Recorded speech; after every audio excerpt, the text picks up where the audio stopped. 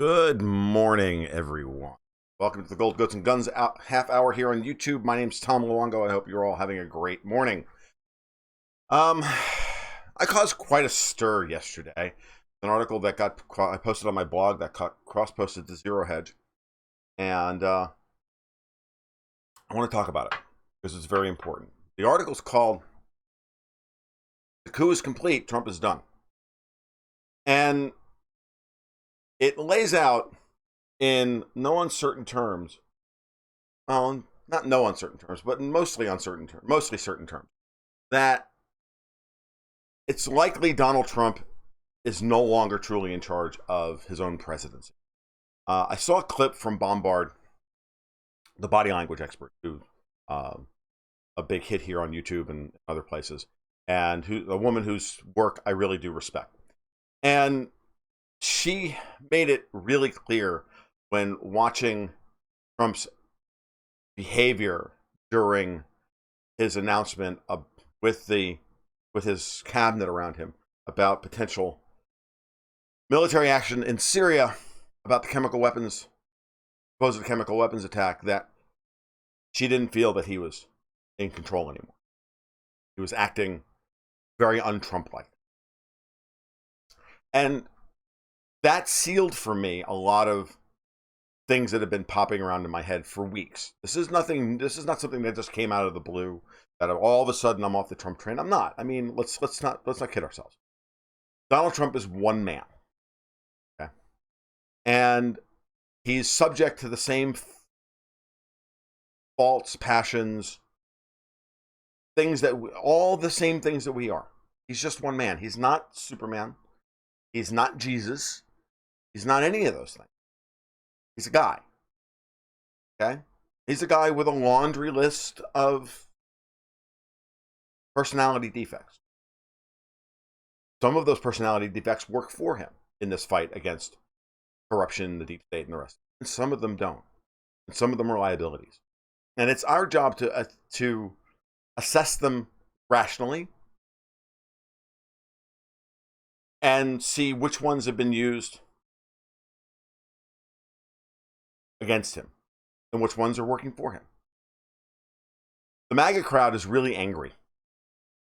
I've gotten a bunch of, normally I'm persona non grata at Twitter, but because this article blew up on Zero Hedge, it did like 100,000 views in like an hour and a half. First hour and a half it was posted. It was crazy. And then it wound up all over Twitter and Facebook and other places. And I've been getting a lot of nasty grams from people saying, man, you don't have the right to say this. You can't write your conjectures in public. What are you doing? Like, dude, I can write whatever I want. It's my blog. It's my life. My right to free speech. I mean, I can do any of these things. Now, whether I should do that? Well, yeah, I should do it. Because we have to be honest with ourselves going forward. Is this a cult? Is this a movement? Or is this a cult of personality around Donald Trump? Because remember, it was always, during the Ron Paul revolution, he was always saying, it's not about me, it's about the movement. It's not about me, it's about the ideas. Don't coalesce around me. I'm not your leader. This is about your life. It's about taking back control of your government, your life, and and everything else. It's not about what I want. And I've been saying very consistently, both in my blog, here on YouTube, Periscope, everywhere, the past nearly 2 years since I first realized that Donald Trump had, one, a shot at winning, and two, would, if he won, would at least upset the apple cart in so many ways that it would be good for the country, be good for everybody. And also, in saying any of the things that I've said in the last few days, does not negate the fact that Trump has moved the ball forward tremendously. He has done yeoman's work in outing the deep state and driving them to complete distraction. To literally, they have gone so overboard in trying to stop him. They have outed themselves so badly. They've made it so abundantly clear to everyone that alone is a major victory. And I mean, and if that's all we get out of this, that's good. Will it be enough to save the republic? Will it be enough to save the country? No. Doesn't matter. It's not about the United States. It's not about Donald Trump. It's not even about you or me. It's about the survival of the species and whether or not we're going to allow ourselves to be so crudely manipulated going forward. Are we going to act like independent, unique voices, or are we going to act like slaves? They're putting the choice in front of us right now, today, to decide whether or not we're going to be slaves to a pan-global oligarchy of corporate and bureaucratic interests, or be nuked. That's what they're saying. That's the choice they're laying in front of you. That's not part of the article that went crazy yesterday. That's the one I wrote the day before, which just hit zero. And Lou Rockwell. And Jim Quinn's Burning Platform blog. And a variety of other places. Because that's the reality. And Russia Insight. Because the reality is that that's what they're putting in front of us. That's the fear that they're putting in front of us. It's not fear porn. Not being a doom and gloomer. Trump doesn't have control over everything. He's not Superman. He's not Jesus come down from heaven as the second coming to save us from extinction and the bad guys. The bad guys are all around him and they're winning. He was winning. Now they've struck back. And they've struck back out of desperation. And they've played a lot of their major cards. Will it be enough? Possibly. And we all have to be emotionally and physically prepared for the possibility that Trump can't lead us out of this. That it's not about him. He doesn't have a plan. Maybe he did have a plan. And maybe that plan didn't survive contact with the enemy. Because that's what happens. Maybe the plan is in flux right now because they've struck back so hard. That's possible. I'm happy to be wrong about all this. God damn, I'll be ecstatic to be wrong. I'd be happy to come here on YouTube and issue a 30-minute mea culpa. While I just say, I'm sorry, I should have trusted Trump. I'll do it. I'll be happy to. If we avert World War III over it, dude, I'm happy to swallow my ego. Fuck that. I'm good. But now the question is, are you?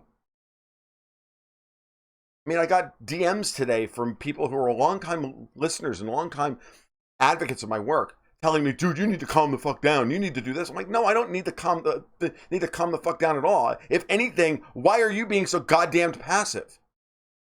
Are the stakes not high enough for you to finally get off your ass and realize that Trump may not have a plan? And what are you going to fucking do about it? Because it's all about what you can do.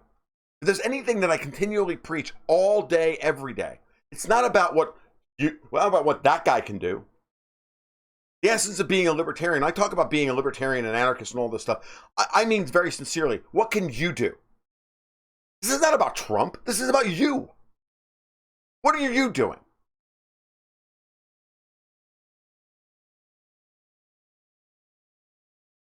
Do you believe, DTF has asked me, do you believe it's probable that they will physically attempt to harm Donald J. Trump or his family? Wouldn't you? Do I believe it's probable? I believe it's possible. Probable? I don't know.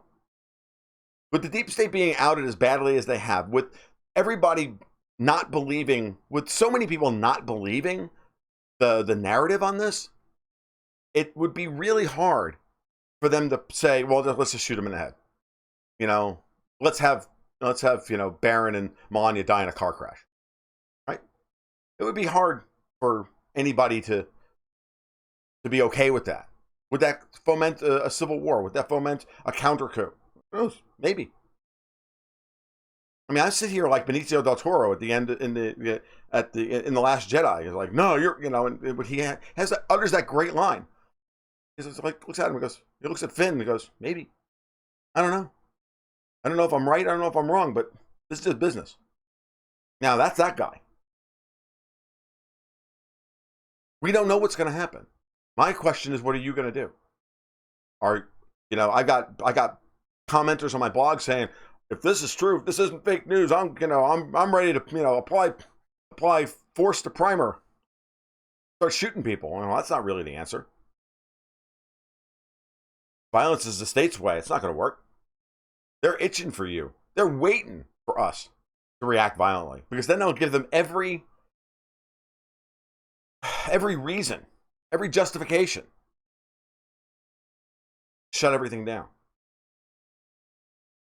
What they're trying to do in Syria, they're trying to provoke the Russians and the Syrians into striking back in such a way that they can then feel justified as victims, even though under international law, we're the aggressors. But international law doesn't matter. Domestic law doesn't matter. Robert Mueller just raided Trump's lawyers' offices. A clear violation of everything, of client attorney privilege, of the Constitution, everything. It's just, it's so completely illegal. It's not funny. And guess what? For what? Because the legal system here is backwards. Prosecutors in this country can do whatever the hell they want, and then the person that they've harmed has to go to court to get redress of grievance and have the situation overturned. Pay thousands or hundreds of thousands of dollars to the legal system in order to get justice. The pay there. And then you can't counter-prosecute the U.S. attorneys. They're immune to prosecution. Federal government doesn't have to pay restitution or court costs or anything else. I mean, the whole thing is so unbelievably and unutterably corrupt, it's not funny. We don't have a functioning legal system in this country. Why do you think Donald Trump has any control over the presidency? If Monday's raid on his lawyer's office is telling you anything, it's that.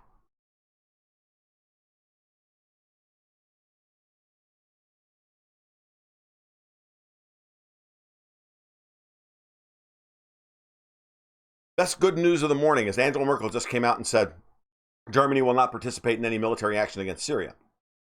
That's fantastic. That's really excellent news.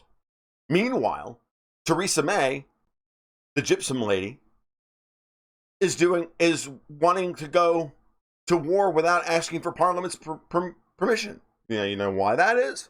Because in 2013, we avoided war in Syria because David Cameron went to Parliament and they told him no. And it's at that moment that Barack Obama had to back off because he didn't have international support.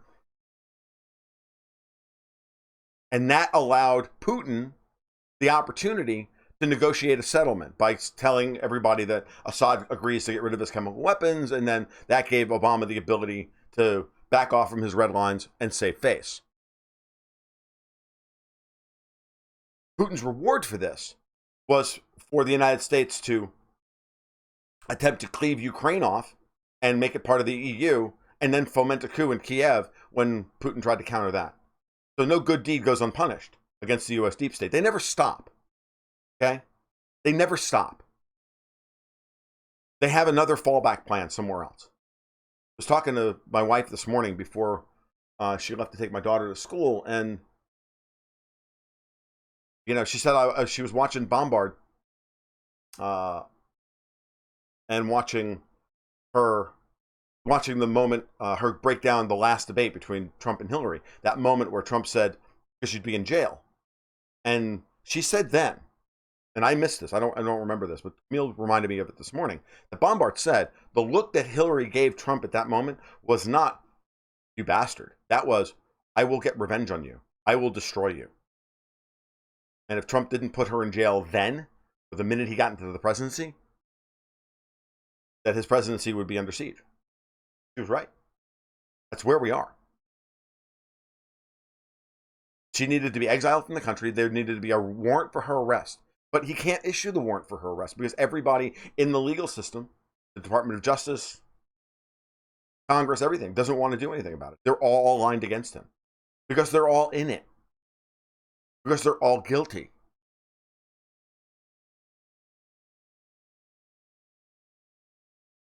MoveOn.org is out there today saying if Trump fires Mueller, that they're ready with protests, hundreds of thousands of people. Now they can make hundreds of thousands of people show up anywhere. Okay, they've already proven that 2 or 3 or 4 times a year that they can pay people $30 to show up, pay a few 100,000 people $30 to show up and protest whatever the hell they want. Doesn't really matter. you know, ozone depletion. Woo! Let's get 400,000 people for that. I mean, it doesn't really matter. It's whether they can get 5 million people. They can't. But they can pay the same 300,000 or 400,000 people, or 200,000, and another 100,000 paper hangers show up after that. But that's about it. So this is where we are. And the real question I'm asking everybody this morning is, why do you think it's a bad idea to make it clear the possibility that Trump is no longer in charge of his own presidency? Don't you think that we should be prepared for this? Because then the responsibility comes back on us. We elected him. He's not up to the job. Maybe he's not up to the job. Maybe no man is up to that job. I believe that. I'm not blaming Trump if he's given in here. Jesus Christ. I'm not saying that I would be able to, that I would be the Randian superhero to say, no, go fuck you. I'm not going to sit there and say that. I had a 12-year-old daughter. They wanted to they wanted to get to me. It would be really easy. Put a gun to my daughter's head. Yeah, whatever. Okay, I'll do it. Trump has an 11-year-old son, 12-year-old son. I get it. Okay. Vividium asks, do you think Trump is being discouraged or prevented from looking to alternative sources for his news or advice? Or do the neocons have a firm grasp of all information exiting the White House? That's a very good question. I don't believe that Trump is getting good information. I think that Trump spends too much time watching Fox News and CNN. I think he's far too worried about his image, which is one of his personality defects. But I don't, and I'm sure that he's getting bad advice. I'm almost positive. That's why he bombed al-Sharat last year. He got bad information. Okay? He can easily be manipulated. He's a man of immense passions. I mean, that's pretty obvious. It's to his credit. It means that he's engaged emotionally in the work that he does. It means that he cares about things. It's not a fault in most normal people, but in this situation it is. Having emotions and caring about things is a fault when you're dealing with people who don't. You're dealing with psychopaths who don't give a shit about who they destroy. And that's what he's dealing with. He's dealing with psychopaths. You think Bill Kristol is anything other than a psychopath? You think John Bolton is anything other than a psychopath? They justify to themselves whatever it is that whatever behavior that they do because they engage in, because they see others everywhere, and it's their fear of that other that drives them. That's the best you can say. The other side of it is that they just don't give a shit. And they were wronged at some level. They were blocked from achieving some goal previously, and now they're going to get revenge. And they're going to use whatever tools are at their disposal. And since most of these people sit on the board of Genie Energy, the company that owns the drilling rights to the Golan Heights that the Israelis have been occupying for the last 40 years, that's just one angle on this. I'm sure there's like 18 or 20 others. Then there's Hillary Clinton. Then there's there's the web of lies and deception that she's got everybody caught in the cross blackmail schemes and everything else that's going on. You wonder? People don't have the courage of their conviction. These are brutal psychopaths and brutal and malignant narcissists. A man of conscience walking into that room is just wearing a meat dress in the lion den. I mean, seriously. So, do I think Trump's getting bad information? Absolutely. Do I think he's sophisticated enough to know the difference? Possibly. Possibly. Okay?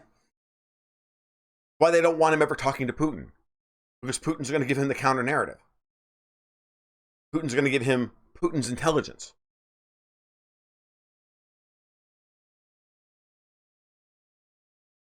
What do you think it would take from ordinary Americans to fix this? In other words, what can we do? It's a good question, DTF, and I don't know. I'm not sure what the answer is. We can continue to put as much pressure on them as possible in order to help support Trump. So my writing an article like that shouldn't get you angry that I wrote it. You should be angry at me. You should be angry at the people that could have possibly pulled this off. So, you call your Congress critters. You can call the White House. You can stop paying your taxes. You can start doing a whole lot of things. You can stop showing, if you work for Lockheed Martin, you can not show up to work tomorrow.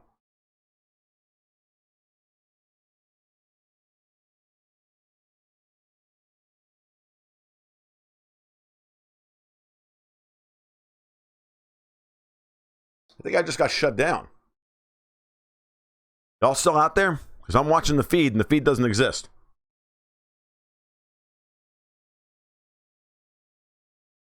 Are we good?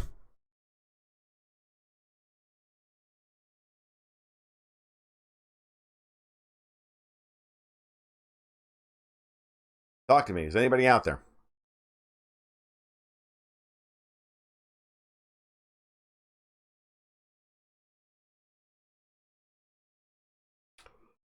Well, if we still are live.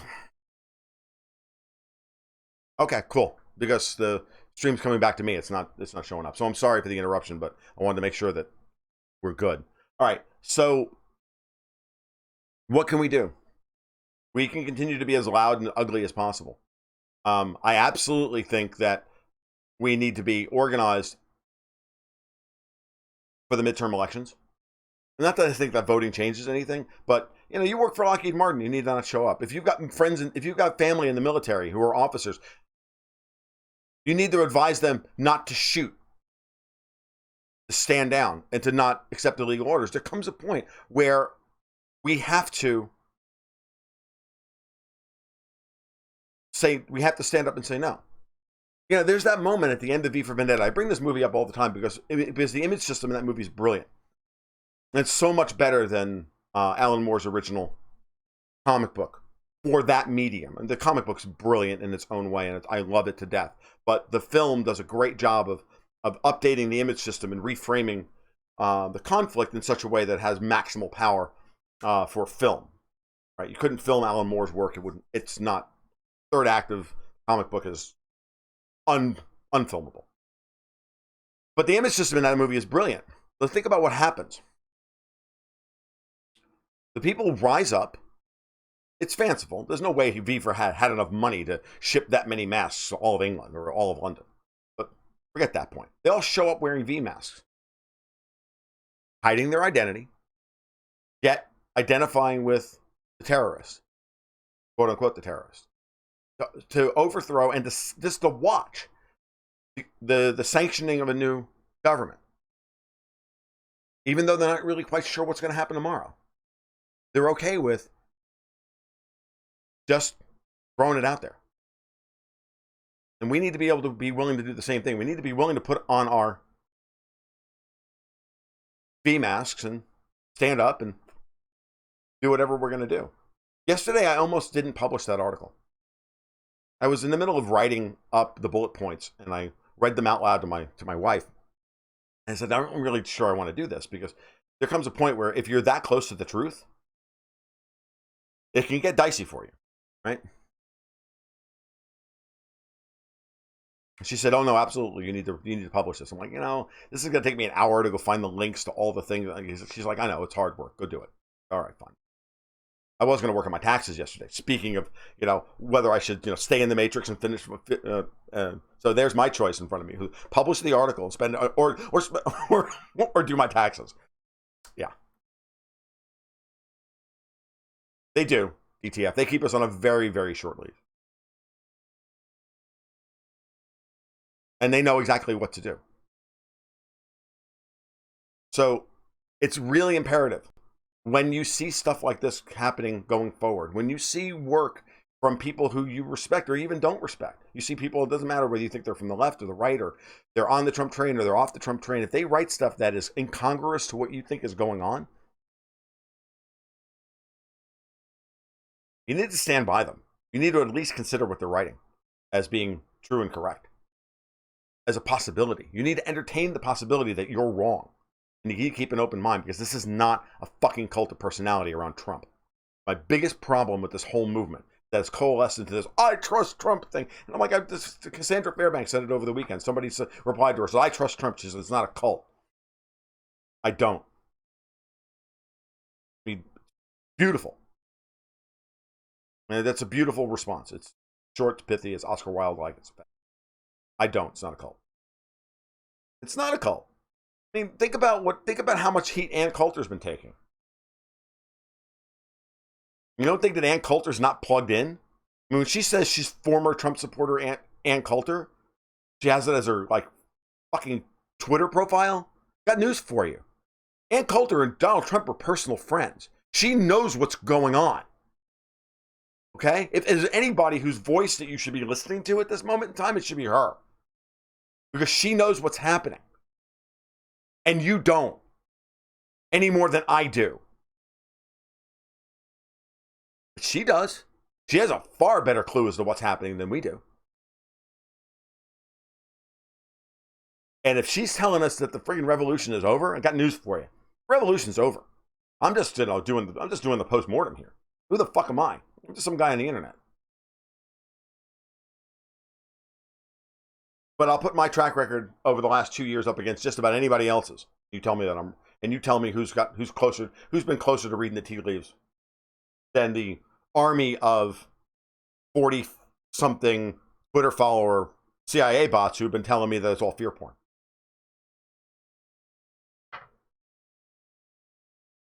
Like, you need to ask yourself that question. That's where we are. This is the hard part. You remember what Steve Bannon said? Did you think it was going to be easy? Did you think they were going to just hand you back the control of your country? Bannon may be a jackass, but he was right about that. Think?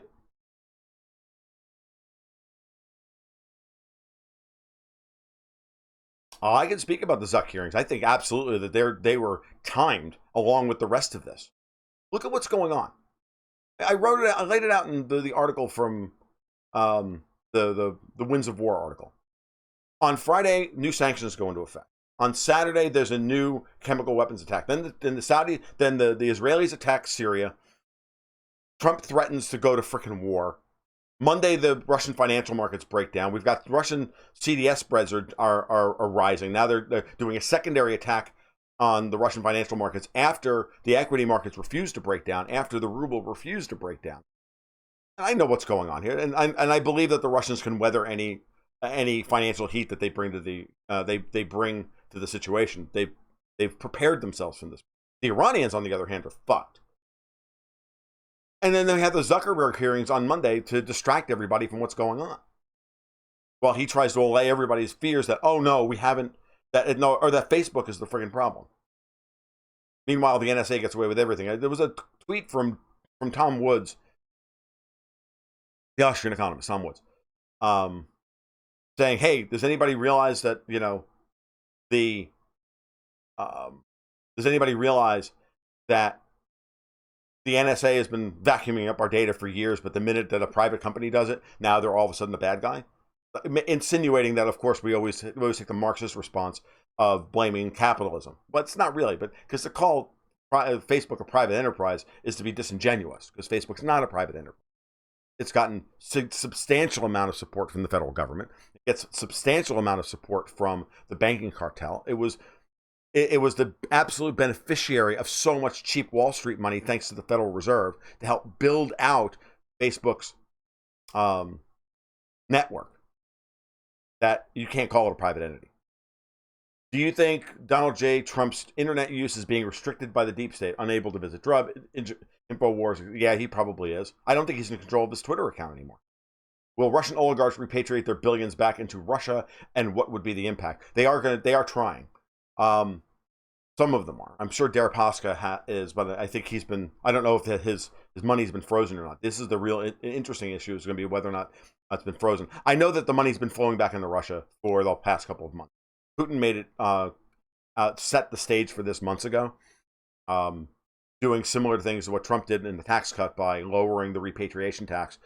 I think 0, actually. And even going so far as to say, we will offer you, low interest ruble denominated debt and swap out your existing dollar denominated debt, i.e. we'll pay off your dollar denominated debt that's owed overseas and in exchange for ruble denominated debt at the same interest rate here.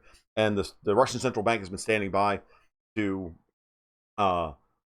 process those loans and process those swaps for a while now. So again, another reason why this attack on Russia is happening now is because of the changes in the financial infrastructure underneath things. Desperate to stop the Nord Stream pipeline, desperate to stop the collapse of the resistance in Syria. They're desperate to stop Trump from brokering peace on the North Korean peninsula. They don't want Ukraine to. They don't want their 20-year project to destroy Ukraine and bottle the Russians up and behind a hostile Ukrainian regime for gas supplies. They want all these things to happen because this is the only way they can keep control of the European Union, because they know as well as I do, as well as anybody with half a fucking brain cell who's looked at the geopolitical map, knows that if Germany flips to support Russia, the whole thing collapses. NATO collapses, the EU collapses, the United States banking cartel collapses. It all collapses if the Germans truly get behind the Russians. So the Russian oligarchs who have that, call them oligarchs, you call them whatever you want. We'll use oligarchs because I hate to use that term now because it's their term, right? But these successful Russian businessmen, for lack of a better term, they're oligarchs, for lack of a better term. Putin's been warning them for years this is coming. Get your money out of the West. They're going to confiscate your wealth. But a lot of these guys continue to believe that the West is going to win, and therefore they leave their money overseas. They're part of that Atlanticist fifth column, the Medvedev wing of the Russian government, that we're trying to put pressure on to overthrow Putin. That's the real point behind these sanctions. They're trying to get Putin to stand down by having the oligarchs foment a coup internally against Putin. He's already survived 3 or 4 of these. He survived one in February of 2015. I don't know if you guys remember that or if you were around. I know I've spoken about it to my regulars, but if there's some new people in the scope, you realize that in February of 2015, Putin dropped off the grid for about 3 weeks. Now, when's the last time Vladimir Putin dropped off the international circuit for 3 weeks? The man works tirelessly. He's all over the globe every fucking day, yada, yada, yada. So, 3 weeks. No, there was a coup attempt within the Kremlin. Martin Armstrong talked about it. It was never really publicized, but I heard it from Martin Armstrong and a couple of other people that Putin had to survive a coup attempt within the Kremlin and violently put it down. When Merkel is eventually out, do you think Germany will flip? Merkel is the one trying to maintain a foot in both doors. The only good thing I will say about Angela Merkel is that she realizes Germany's future is not aligned with the United States. She also, I think, mistakenly believes that she can't be aligned with either the United States or Russia. That she mistakenly believes that she's heading an EU that will eventually supersede both of them. That's Merkel's fatal flaw. But the only good news, as I can say, is she understands that that Germany's relationship with the United States is codependent and toxic. But she's an EU firster. She fundamentally believes, and since Trump has come to power, remember that the oligarchy, for lack of a better term, has been backing the EU at the expense of the United States, propping the EU up politically, financially, forex markets, and the rest of it, in order to perpetuate this idea that it's been like a Fortress Europe argument, and they've coalesced their power around, the European Union. But unfortunately, the European Union is disintegrating. This is why I say that Trump is winning, has been winning. And that's why if they were going to neuter him, they had to neuter him now. And that's why his seemingly believing this bullshit story coming out of Syria. So the Russians now have completely debunked. But because it's coming from the Russians, it's fake news.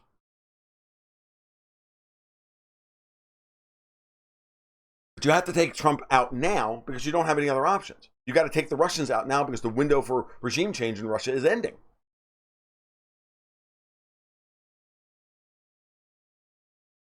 By the time Merkel is out of power, user 13,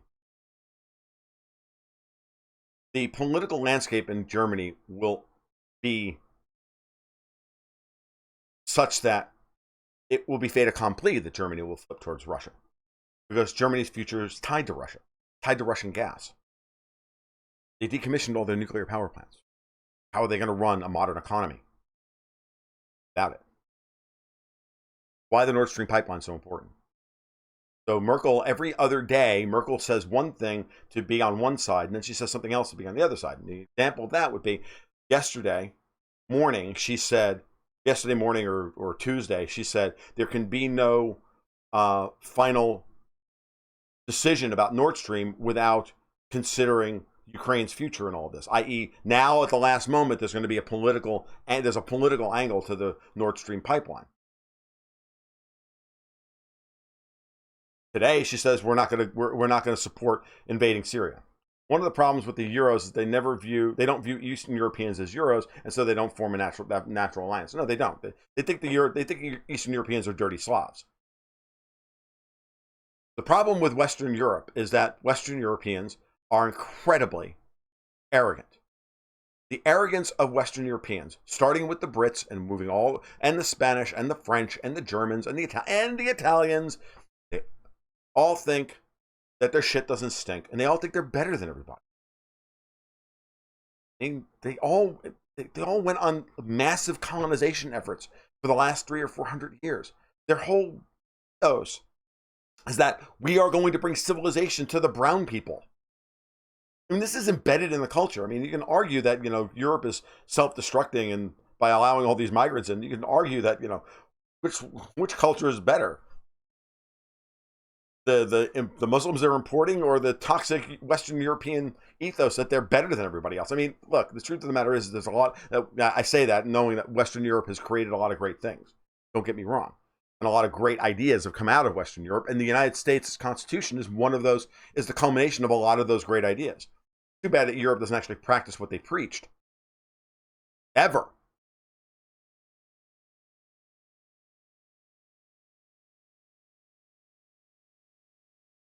Fabidium asks, will the Eastern Europeans emerge on top if the shit hits the fan in the West? The Eastern Europeans are setting up very nicely. I like what I'm seeing. Okay? Hungary, Poland, Czech Republic, Slovakia, to a lesser extent Bulgaria, Romania. Well, Romania is kind of screwed at this point, but they can flip. They're not irretrievable because they're the smallest economy in the entire region. But they're setting themselves up very nicely. Not as a buffer zone against the Russians, but as a natural destination for investment capital as the Western European, the Eurozone collapses. Remember, most of these countries are not in the Euro, right? Hungary isn't, Poland isn't, the Czech Republic is, Slovakia is, I think. Know that. But the major economies in that region still use their own currency. They're not part of the Eurozone. They're part of the European Union, but they're not part of the Eurozone. It's the Eurozone you have to worry about. It's the Euro that's the Achilles heel for the European Union. Yeah, the political structure sucks too, but it's the economic disunion that is the problem. And so, yes, the Serbs do. Absolutely. So I don't mean to make there's plenty of states in Eastern Europe that are both a mess, but the big ones are Hungary and Poland and the Czech Republic. Those are the three big ones. And if whatever way they go, the most of the rest of Eastern Europe will go. No, they didn't get flooded with immigrants. They refused to take them. Fucking Viktor Orban built a wall. And now he has the democratic mandate to kick out the NGOs and reform the Constitution even further and to accept more Western European or Western money. I'm telling you, Hungary is going to see an investment boom thanks to the political stability that's created by their election that no one's anticipating. The Hungarian economy is primed for the next level. And as capital begins to flee Europe, as things start to break apart and we start to face a sovereign debt crisis in Europe, I got news for you. Hungary is going to look like a great place to put money. There are plenty of people in the West that want to invest in Hungary and Poland. They just need to know that they have political security before they do so. What does your partner think about Greece? Will they flip to Russia and bail on the EU with Turkey's hostile motives? My partner, by the way, user 13 knows that my partner is Greek and is also a geopolitical monster. Some of what I do here comes from him. He's very, very strong at what he does. He's Greek. He's worried about Greece. He's worried about Turkey attacking Greece. Greece's best interests, I don't know. The United States and NATO are going to defend their hooks into Greece as much as possible. He does not like the idea of Greece aligning themselves with Russia. He is a patriot first and foremost, and he still believes far more maybe than I do that the United States is salvaging. This is where we have bones of the. Believe me, the Skype chats are quite contentious every once because we're both hot-headed and Mediterranean and smart as shit. So it is what it is. What it is. Yeah. So I don't know. It's gonna be interesting, but I'm at 42 minutes and I really need to go. I got a goat that's going to try and give birth today, and should probably get going and get some breakfast. So this is the only birth of the year, thank God, and hopefully she'll have them today because we've got stuff tomorrow. Tomorrow's Sophie's 12th birthday, and I've got the taxes to do and everything else.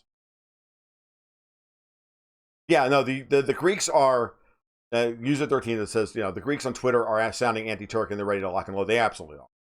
Everybody's worried about what Turkey is going to do. I wrote about this 2 months ago in the Gold Goats and Guns investment newsletter. For those of you who are watching who are not subscribers, you can subscribe to me and support my work on Patreon, either at the $4 level for the private chat and the private blog, or $12 a month for the investment newsletter, where I tie all of this stuff up into a neat crisis resistant portfolio management plan. So you can do that you can check the liner notes for that. Also, fried goat, but no. Oh, that'd be nasty. No. Let's just hope that everything comes out right. She's as big as a house. Hopefully we don't have to worry about it. Hopefully it's an easy birth, but it could not be. So yes, that should do. Click if you like what you heard today, please click the subscribe button. Please tweet this out or share and like the video. It's really important. Also, if you want to get notifications as to when I go live, you need to turn on notifications directly. Go into your settings and if you're subscribed to the channel, you have to click notifications to be on, and you'll get an email from Google and you'll get a ping on your app that I've gone live. So, because otherwise I let everybody, the only way anybody knows that I'm going live is I let everybody know on our private Slack channel, which you can be a part of the community over there if you subscribe over at Patreon. All right, you guys have a great day. Thank you very much for listening, and keep the faith. And I hope I'm wrong. Keep your stick on the ice.